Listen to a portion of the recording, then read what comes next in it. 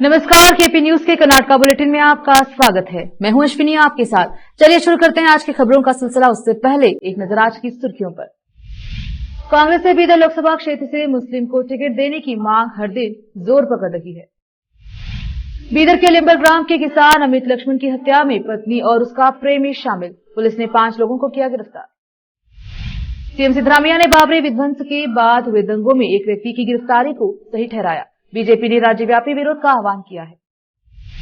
BJP विधायक सोमशेखर ने कर्नाटका के उप मुख्यमंत्री डीके शिव कुमार से मुलाकात। युवा निधि योजना के लिए अब तक 19,352 पंजीकृत। कर्नाटका चिकित्सा शिक्षा मंत्री शरण प्रकाश पाटिल ने कहा।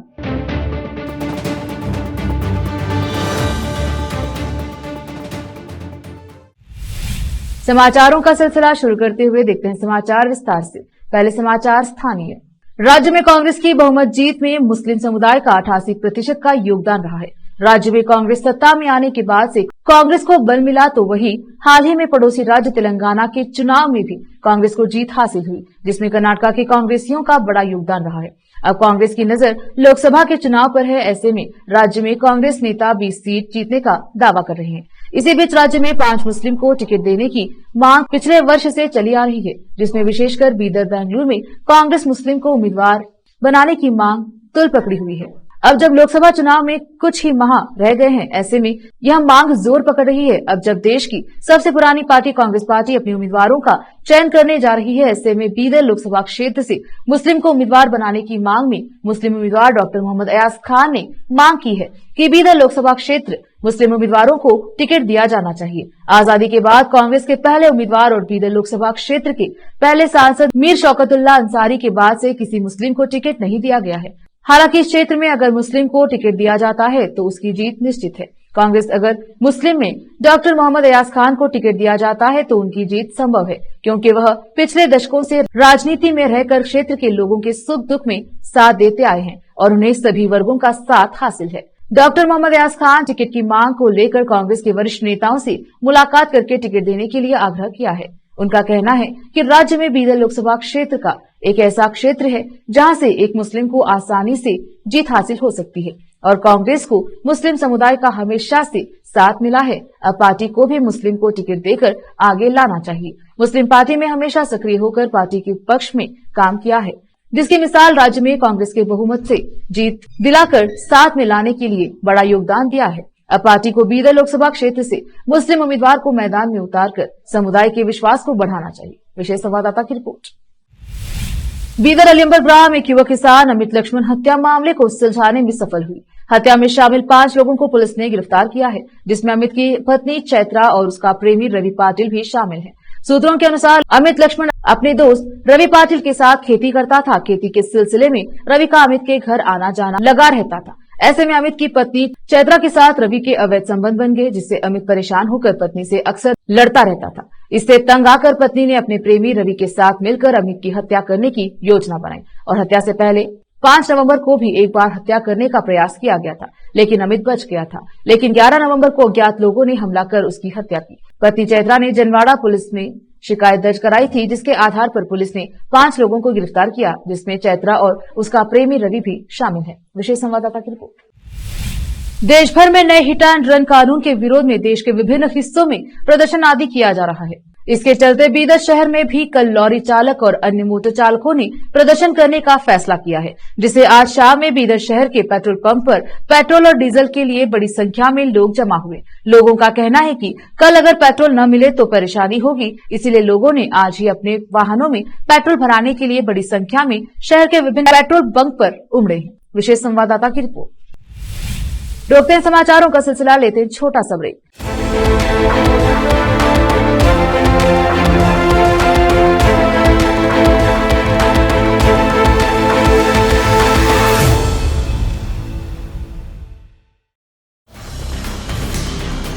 हिंदुस्तान के हर कोने में हम हैं मौजूद। 24 घंटे हालात पर गहरी नजर, खबरों से जुड़े चुपते सवालात और आपको दिखाता है धार्मिक, सामाजिक, राजनीतिक, लोकल और इंटरनेशनल न्यूज की सबसे बेहतर कवरेज जो आपको रखती है हर पल बाखबर। देश और दुनिया भर की खबर के लिए देखते रहें KP news 24/7। Noor education trust Bidar की ओर से चलाए जाने वाला Noor MEd and BEd college Bidar, recognised by NCTE Delhi and affiliated to Bidar University, Bidar. Admission are open for the academic year 2023-24. विशेषज्ञ और सक्षम शिक्षकों द्वारा शिक्षा प्राप्त करने के लिए नूर एमएड एंड बीएड कॉलेज में दाखिला लें और शांत वातावरण में शिक्षा प्राप्त करें। बीदर शहर में बेहतर शिक्षा का एकमात्र केंद्र Noor MEd and BEd college, Shahpur gate, Bidar. Phone numbers 9945283920, 8482221297। देवियों और सज्जनों, खाना पीना हमारे स्वस्थ रहने के लिए बहुत आवश्यक है और खाने पीने में अगर चटपटी और स्वादिष्ट चीजें खाने को मिल जाएं तो मजा दुगना हो जाता है। अगर पानी पूरी, भेलपूरी, कचौरी जैसी चीजें हों तो फिर तो मजा ही आ जाए। पानीपुरी और चाट खाने का शौक रखने वालों के लिए बीदर शहर में बहुत ही फेमस केंद्र है मोहन मार्केट के समीप और जीवी मॉल के बाजू कॉर्नर पर स्थित महाकाल चाट भंडार, जहां पर पानीपुरी के अलावा विभिन्न प्रकार की चटपटी और खट्टी मीठी खाने की चीजें कम कीमत पर मिलती हैं। पानीपुरी 20 रुपए में 10 पीस, आलू टिक्की 25 रुपये प्लेट, समोसा रगड़ा 25 रुपये प्लेट, कटलेट 25 रुपये प्लेट, पाव भाजी 50 रुपये प्लेट, बटर पाव भाजी 60 रुपये प्लेट, वड़ा पाव 30 रुपये प्लेट और 15 रुपये में सिंगल, मसाला पापड़ 25 रुपये प्लेट, दही पापड़ 25 रुपये में प्लेट, भेलपूरी 25 रुपये, मसाला पूरी 25 रुपये, दही पूरी 25 रुपये, सेव पूरी 25 रुपये, आलू बोंडा 30 रुपये प्लेट 4 पीस, कचौरी 25 रुपये और पानीपुरी फैमिली पैक 200 रुपये में उपलब्ध है। स्वादिष्ट चाट खाने के लिए आज ही चले आइए। याद रखिए, महाकाल चाट भंडार, लोकेटेड नियर जीवी mall, Mohan market, Bidar. Contact number 7993469986। Hindustan के हर कोने में हम हैं मौजूद। 24 घंटे हालात पर गहरी नजर, खबरों से जुड़े चुपते सवालात और आपको दिखाता है धार्मिक, सामाजिक, राजनीतिक, लोकल और इंटरनेशनल न्यूज की सबसे बेहतर कवरेज जो आपको रखती है हर पल बाखबर। देश और दुनिया भर की खबर के लिए देखते रहें केपी न्यूज 24/7।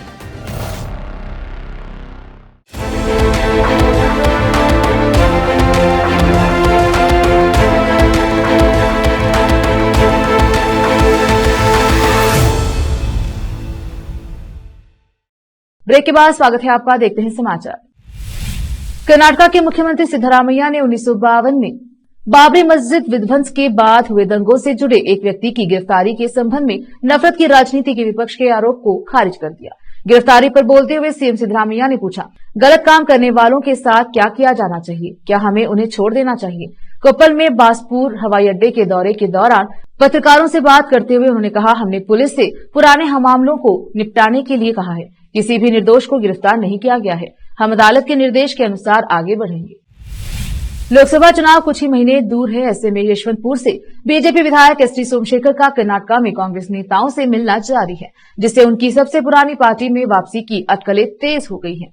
विधायक ने सोमवार को बेंगलुरु में डीके शिव कुमार, जो राज्य कांग्रेस अध्यक्ष भी हैं, उनके आवास पर उनसे मुलाकात की। एक जानकार सूत्र के मुताबिक सोमशेखर इस बात पर जोर दे रहे हैं कि पूर्व केंद्रीय मंत्री डीवी सदानंद गौड़ा बीजेपी से बेंगलुरु उत्तर लोकसभा क्षेत्र से चुनाव लड़े। सूत्र ने कहा कि अगर भाजपा पूर्व मंत्री सीटी रवि को मैदान में उतारती है तो सोमशेखर द्वारा उनका समर्थन करने और इसके बजाय कांग्रेस का समर्थन करने की संभावना नहीं है। सूत्र ने बताया कि वह अपने बेटे निशांत को उम्मीदवार बनाने के लिए भी पैरवी कर रहे हैं। कुछ भाजपा नेता मीडिया की नजरों से बचते हुए अंधेरे में शिव कुमार से मिलते हैं, लेकिन मैं बिना किसी झिझक के उनसे मिल रहा हूं, जिसे मीडिया में हाईलाइट किया गया है। सोमशेखर ने शिव कुमार से मुलाकात के बाद पत्रकारों से बात करते हुए यह कहा।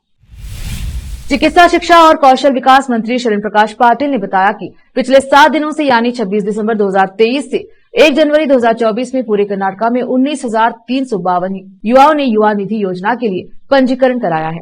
कांग्रेस की 5वीं गारंटी योजना युवा निधि के लिए पंजीकरण 26 दिसंबर को बेंगलुरु में शुरू किया गया था। युवा निधि के तहत जो युवा 2023 में स्नातक और डिप्लोमा पूरा करने के बाद बेरोजगार रहे, उन्हें 2 साल तक का या रोजगार मिलने तक क्रमशः 3,000 रूपये और 1,500 रूपये का मासिक बेरोजगारी भत्ता मिलेगा। 12 जनवरी विवेकानंद जयंती को लाभार्थियों को पैसा जमा किया जाएगा। डॉक्टर पाटिल ने कहा कि लगभग 1 लाख युवाओं के लिए योजना के लिए पंजीकरण कराने की उम्मीद है और इतनी ही संख्या में 12 जनवरी को शिवमोगा में लॉन्च कार्यक्रम में भाग लेने की संभावना है। लगभग 5 लाख युवाओं को पात्र लाभार्थियों के रूप में पहचाना गया है। आवेदक कर्नाटक के निवासी होने चाहिए और उन्होंने शैक्षणिक वर्ष 2022-23 में अपनी डिग्री या डिप्लोमा उत्तीर्ण किया होगा। पात्र लाभार्थियों को सीधे उनके बैंक खातों में डायरेक्ट बैंक ट्रांसफर डीबीटी के माध्यम से मासिक सहायता प्राप्त होगी। वक्त एक और छोटे से ब्रेक का, जल्द लौटेंगे ब्रेक के बाद।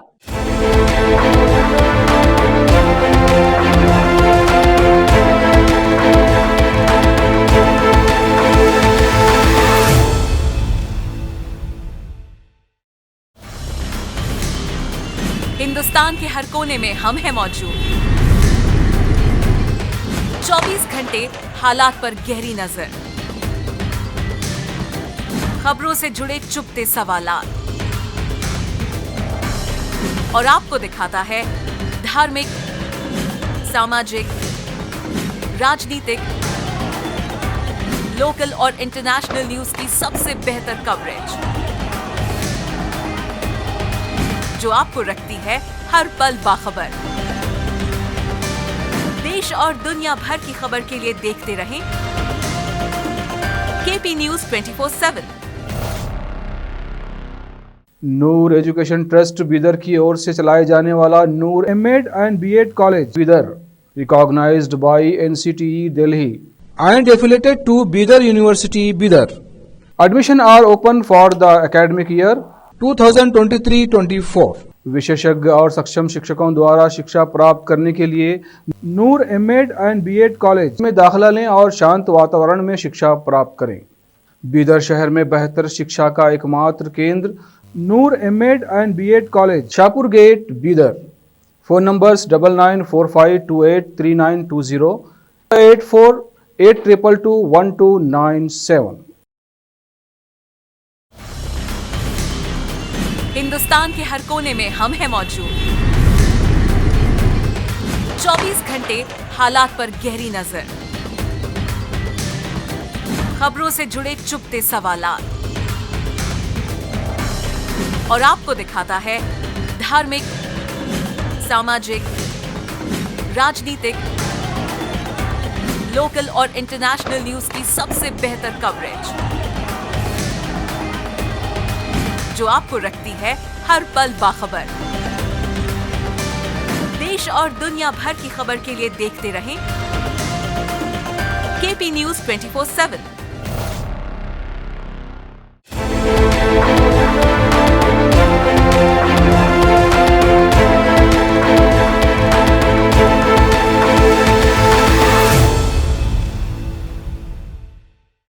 ब्रेक के बाद स्वागत है आपका, देखते हैं समाचार।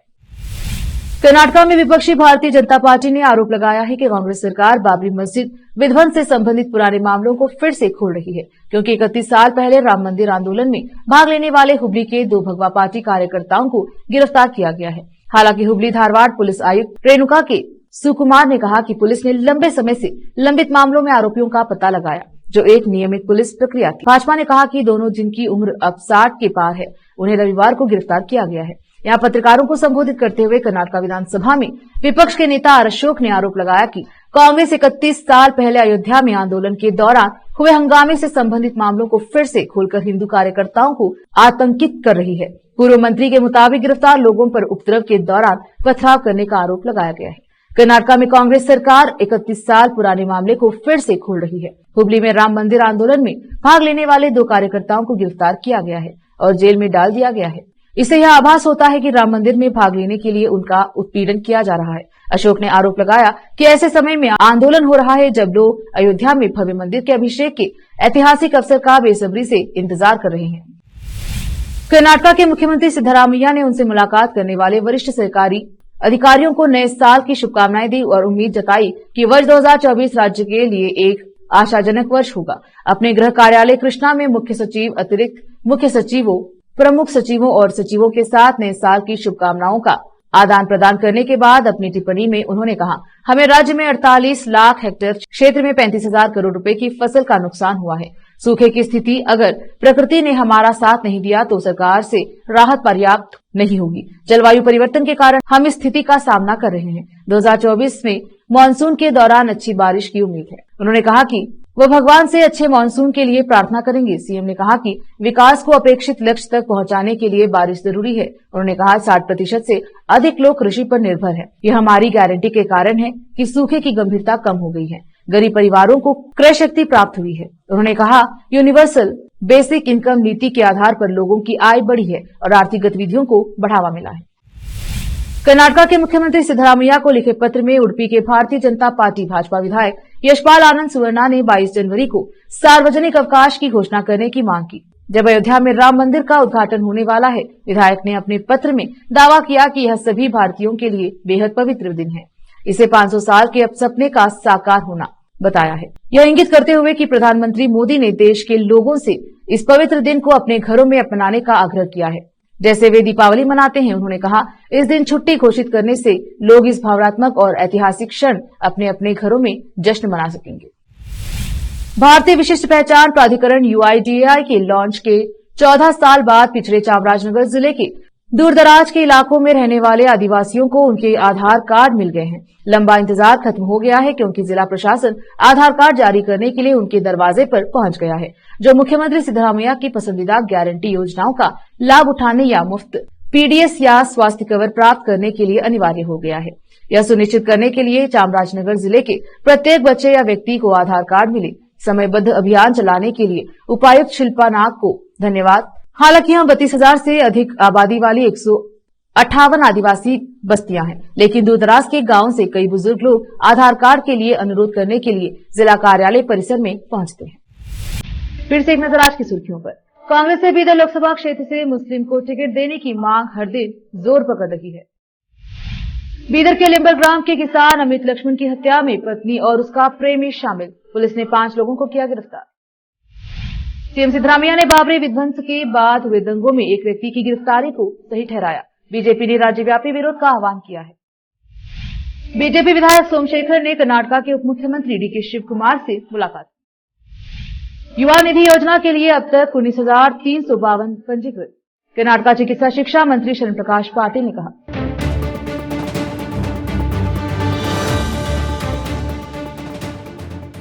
KP न्यूज के कर्नाटक बुलेटिन में आज इतना ही। देखते रहिए KP News 24/7। धन्यवाद।